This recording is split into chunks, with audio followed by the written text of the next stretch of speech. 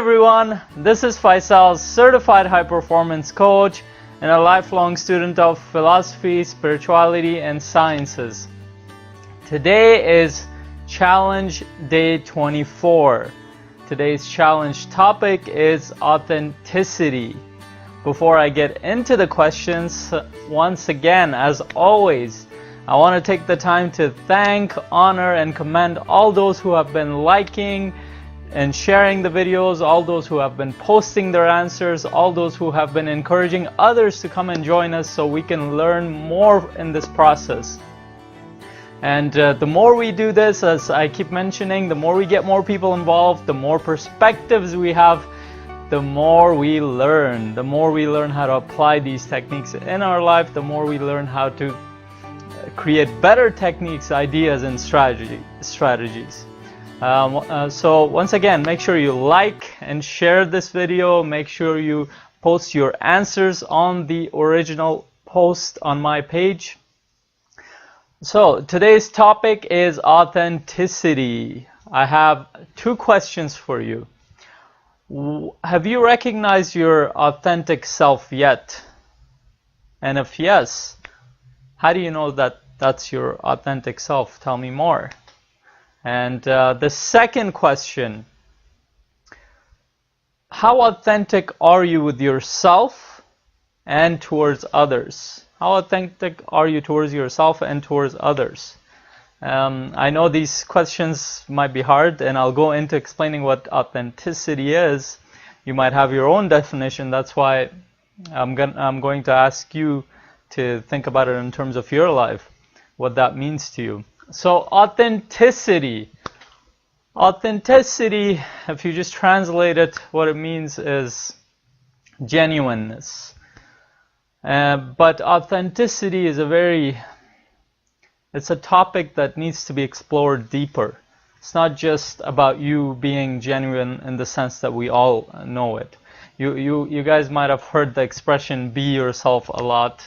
Since childhood we hear it, but I always heard this myself, but what is being yourself really?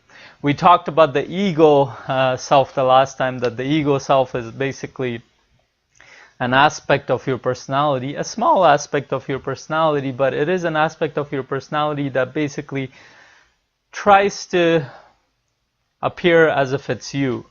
And what we do is we make the mistake of identifying with that personality, and we become the ego self. And for you to learn more, go ahead and watch that ego topic that I talked about in this 30-day challenge.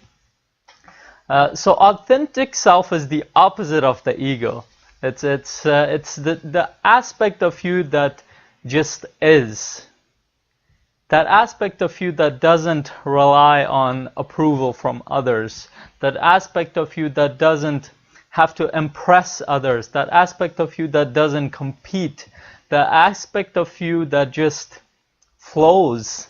And to give you a good example of this, if you ever think about the sky, just the sky, if you watch it, or just a river flowing, or just trees being, or just the wind, if you just think of these natural forces, these natural elements, they don't have a concept of superiority and inferiority. They don't have a concept of being better or worse. They just are. That's just how they are. That's their nature, to just be and flow. And as much as we've developed this ego self, we still have that authentic self within us. And the other aspect of authenticity is that it is unique in every one of us. And when you think about the most people who are very well-known historical characters, such as Gandhi, such as Martin Luther King, such as Einstein, Newton, such as Steve Jobs, Bill Gates, or people in music, in any field of expression that you can think of, whether that be in music and photography and arts and sciences and philosophy, you will find that whoever became very famous, whoever became an iconic character, even in spirituality we see spiritual teachers, they all had something very unique about them. You can't find anybody that's the same as them, or even close to them. And that's what the authentic self is.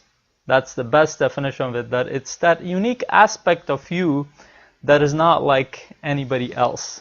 And we all live in societies, I went into that the last time as well, that requires us to be like everybody else. It requires a certain extent, a sense of a social conformity from us, where we have to do the things like others, we have to think like others, we have to be like others. And in a world like that, authenticity becomes a very difficult thing, it becomes a challenge. And that's why it requires an incredible amount of courage to be yourself, to be your true self. And before you can even be your true self, you have to recognize that true self. What is that? And that's why I asked you that first question. Do you recognize your authentic self? And this has been a question for me for the longest time. And if you are ever around people who are authentic, you know, because their energy is very different from everybody in the room. You will notice that person. You will be drawn to that person for a reason, because the energy that that person emanates, that comes from that powerful expression from within them, that creative force within them. We talked about the creative force of oneness that's within all of us. And when people emanate that energy, then they become a source of attraction for everybody. But what most people don't understand, that every one of us have that aspect of us intact. We just suppress it with our ego self. We suppress it with what others tell us. We suppress it with society's expectations of us.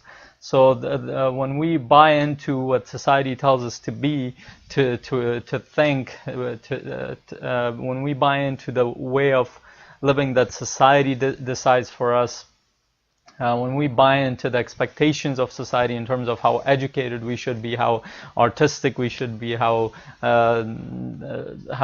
popular we should be, or how much status we should have, when we buy into these things in the sense that society thinks of them, we lose that internal aspect of us. And that authentic self is always trying to express itself through you. And so how do we recognize it? There are certain characteristics of that authentic self. If you think about ego has a superior aspect, one extreme, and an inferior aspect. People who have a large ego, and it could go either way, they either have a very superior aspect of looking at things, that they're better than everybody, they're better than this person, they're always competing with people here and there. And then or people who have a large ego, they also have a inferior aspect. There's just different extremes of the same characteristic, the same character trait. So the inferior always thinks that he or she is not is worse than everybody else. She can't do this, she can't do that. And then the superior always thinks that it can do everything, it can do this. But both aspects are delusional aspects. We just create it as a protective mechanism, and that's the main job of the ego, to be there for our survival. But it becomes more about creating walls around ourselves. But then the authentic self lives in the middle. It's that interior self that doesn't require competition require any kind of competition with others. It doesn't require a comparison with others. It doesn't require you to be like others. It just is. And when you discover that self, it's a sense of there's a sense of knowing attached to it. And if you ever get to know me, you will know that I'm a very mental person. I have to try to make sense of things in terms of my mind. But this is the one aspect of myself that I've discovered that the mind interferes with it. Because when we think of the authentic self as our intuitive side, and the intuitive side is always connected to the heart, not the mind. And many people will think, oh, that's just a romantic, spiritual kind of thing. But take a pause there, because there are scientific studies now stating that the heart is more powerful in terms of its energy than the mind. There was an article published by HeartMath Institute that studies the functions of the heart in terms of science, in terms of its energy, and then they discovered much in the way of how the heart has a much more powerful energy, not just electric energy, but it's magnetic energy. We talked about our electromagnetic field. The electric aspect of the heart is 60 times bigger than that of the mind. The magnetic field of the heart that goes outside of your body is 5,000 times bigger than that of the mind. So don't discount the old idea that your heart is the seat of the soul. That's why your feelings are connected to your heart. Your intuition is connected to your heart. And there's much we need to learn about this, and there are fields such as neurocardiology going into this more and more these days. But before discounting the idea that the heart and your intuitive side has a much broader perspective than the mind, think about it more or feel it more. Because that aspect of you, like I said, I think most of the things that I do, I think about it very critically. I'll think about, well, not critically, constructively. I think about every aspect of my life, but there's that one aspect of me, the authentic aspect of me, that will do things sometimes that is beyond reason. I can't make sense of the things. That's one of the reasons I ended up doing this, because if I thought about this logically, I would never do what I'm doing right now. And I could never explain it to others why I'm doing this. But there's a part of me that knows to do this. It's a knowing. It's not even a part of you that says, oh, this is what you should do or what you shouldn't. It's an aspect of you that says, no, this is what you need to do. This is what you must do. There are no reasons attached to it. It's a feeling. But you will find that if you study biographies of people or autobiographies, or even people who you know who might have followed their heart, who might have done what they love to do in their life, you'll find that they all followed that aspect of themselves, that part of themselves that told them just do it, without any kind of thought or logical reasoning associated with it. And that part of us always makes us go towards service. It makes us go towards our purpose. It makes us go towards what we love to do, what makes us happy. And when you think about characters such as Socrates, such as Plato, such as Mother Teresa, they didn't just get up one day and said, oh, well, this makes a lot of sense. I'm going to go help people, or I'm going to go talk to people about their problems, or I'm going to do this and that. They just got up and they knew that this is what they had to do, regardless of the challenges in their life, regardless of what the society was doing, regardless of what anybody was doing. And last time we talked about human nature, and that was much of that human nature that I talked about, that was related to how we're brought up within a society, and that has huge influence on us. But guess what? There are people under the worst conditions that have surpassed that. They have persevered, and they've figured out a way to express that authentic self in their environment and to the world. Regardless of their upbringing, regardless of all the limitations that they had, doesn't mean that those challenges didn't stay with them. But what it did mean is that they tapped into something, to a source of energy that was much bigger than the ego, that was much bigger than the challenges in their life, that was much bigger than the environmental influences. And that's what your authentic self is.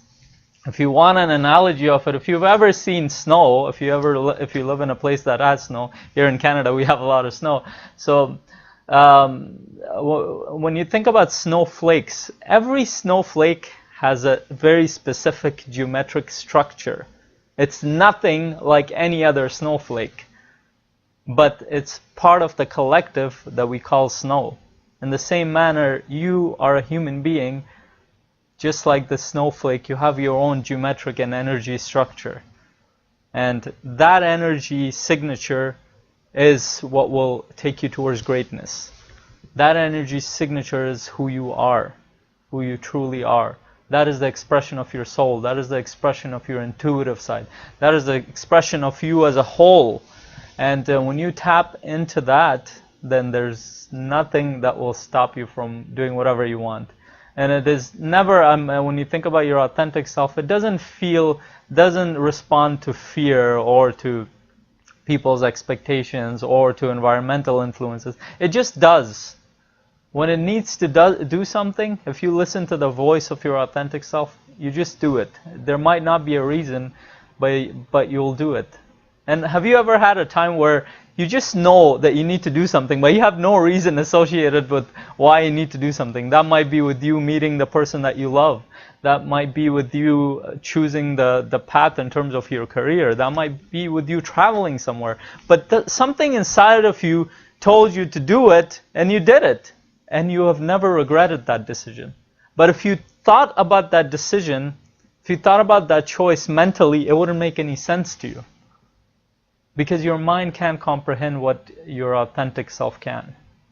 And that was the part of you that's authentic to yourself.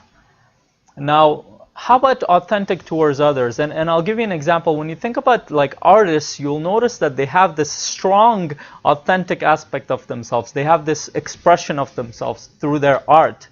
But they only have half of that. This always bothered me, that how these artists can be so expressive in their ways, but when you look at their relationships, they were so out of it. They couldn't deal with their relationships because they had tapped into the authentic side of themselves just in terms of their expression in their art.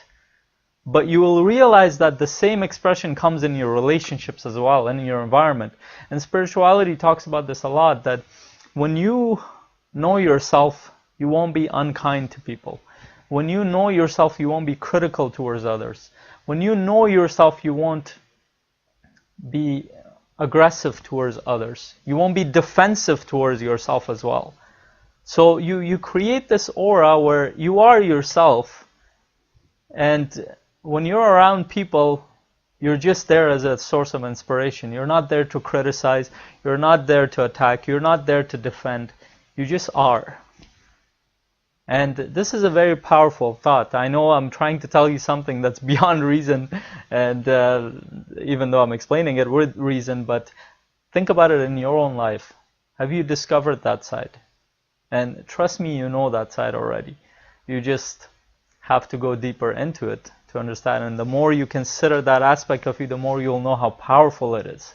And many people, they think that when you will hear in relationships that, oh, I'm myself, just accept me the way I am, or leave me. And I hear that a lot with relationships. So whether from people that I coach or people that I've talked to, or in my own life, I've heard this a lot. And many times people think that's their authentic self, that's their true self. But what that is that's the ego talking. The ego always stops you from doing things outside of your comfort zone. It always stops you from growing as a person. It stops you from being your true self. And here's the difference in terms of authentic self. Your authentic self is always open to growth. It'll always tell you to go towards challenges. It'll always tell you to go towards risks, to take risks, to go towards adventures. Which you won't normally do, but it takes you outside of your comfort zone. And the reason it does that is because it knows that the only way you'll grow is if you go outside of your comfort zone. And that's why when it comes to relationships, when we're open to growth, when we're open to learning, when we're open to different perspectives, when we're open to creating a dialogue, we have tapped into that authentic self. And many people take authenticity to be harsh in relationships with others, to be saying that, oh, I'm just being truthful, or I'm just being this and that. But always consider what is your intention behind what you're saying. Are you being truthful and harsh in the sense that you are being because you have some pain within yourself? Because a lot of times when people are being harsh to others, they have that pain within themselves that makes them be harsh to others, even though they might hide it behind the disguise that they're being truthful. But what they're actually doing is being harsh because they don't know how to express their pain in any way. And that's what it is with authenticity. It takes a lot of courage because you have to be vulnerable to be authentic. You have to be very vulnerable. You have to be able to express your true self. You have to be able to express your pain, your happiness, your joy, your purpose to people. And a lot of times it's difficult in societies where people judge you in a lot of ways. People who want you to conform in their way of thinking. And I've had to deal with those challenges. And there are times where I have had to deal with my ego trying to stop me from being myself.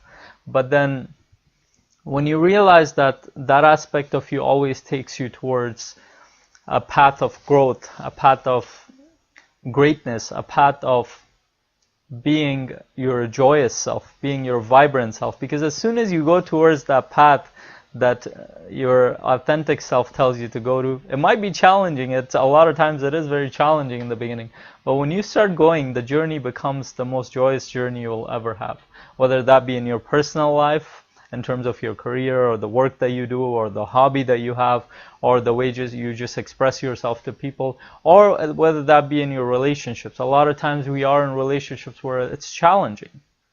But when you go past the ego, when you become that bigger observer, authentic self that you are, you will find a way in everything that you do. You'll find a way in your relationships. You'll find a way in your career. You'll find a way to be successful in everything that you do. Why? Because that aspect of you has not just the energy, not just the knowledge of your whole being from your senses, from your mind, from your experiences, and from what you've learned, but also has the universal knowledge within it too. It has the energy of the whole universe, or the cosmos in your case, embedded within it, because it's the expression of that creative force.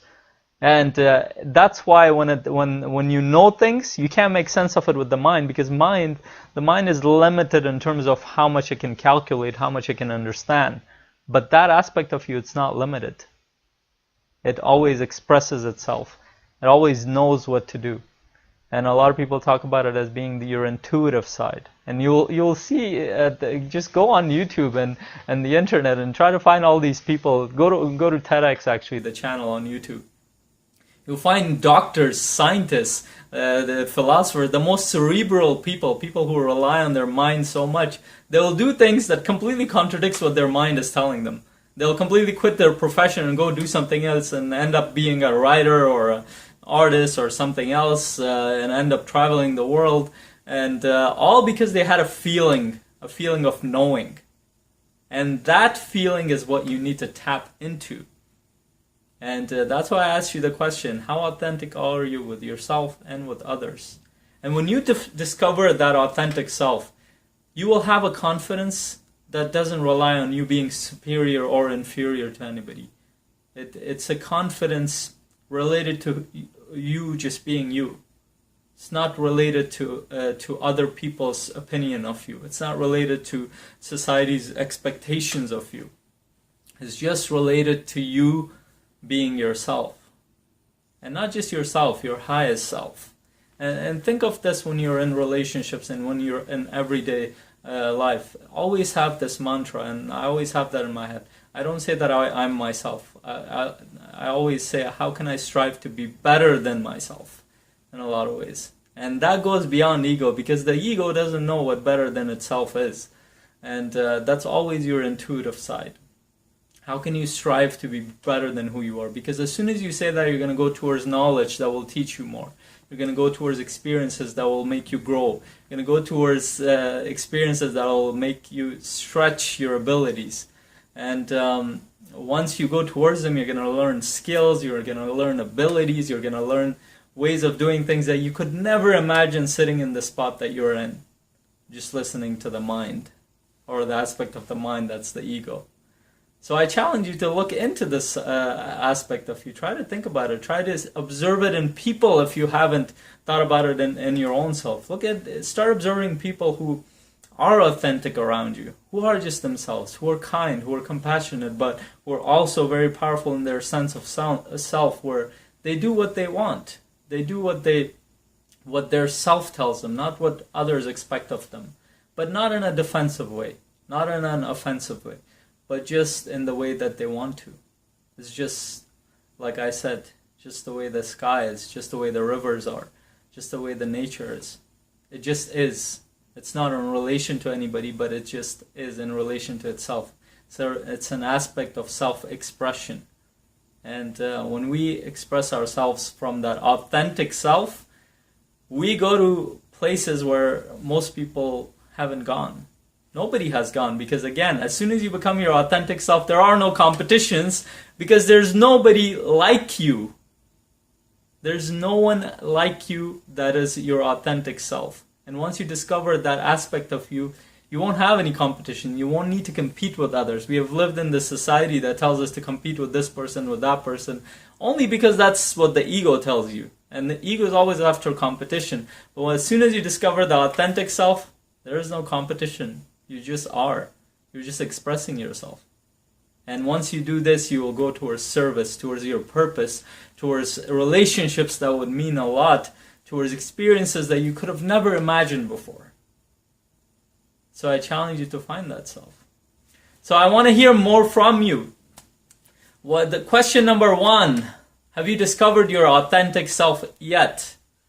And if you have, tell me more about it. And question number 2, how authentic are you with yourself and with others? And really think about this. Are you the kind of person who is defensive and offensive towards people when it comes to your honesty and when it comes to who you are? Or you're the source of encouragement, or the source of inspiration? Go ahead and post your answers in the comment section below. Make sure you like and share the video. Make sure you encourage others to join us in this life-changing discussion. I'll see you guys tomorrow. Have a great day. If you loved or even liked the video or this episode, you can do 2 things right now. 1, you can click on the subscribe tab right here on the screen or in the info area if you can't click on the screen. So you're up to date on all my free training, on all the free training that I send on my YouTube channel on a regular basis. And 2, you can click on the success indicator tab on the screen or in the info section, so you can get the training, the thorough training that I created for you, that has 10 factors that will determine whether or not you will be successful at anything that you do or want to do. And it will also help you create more success at anything that you want to do in life. So, and this will also get you subscribed to my newsletter, so I can send you more of these free training on a regular basis that I don't post on my YouTube channel. So make sure you click on those 2 buttons or tabs, and make sure you like and share this video. Make sure you post your comments in the comment section below so we can get more people involved in our community right here. Thank you very much. Have a great day.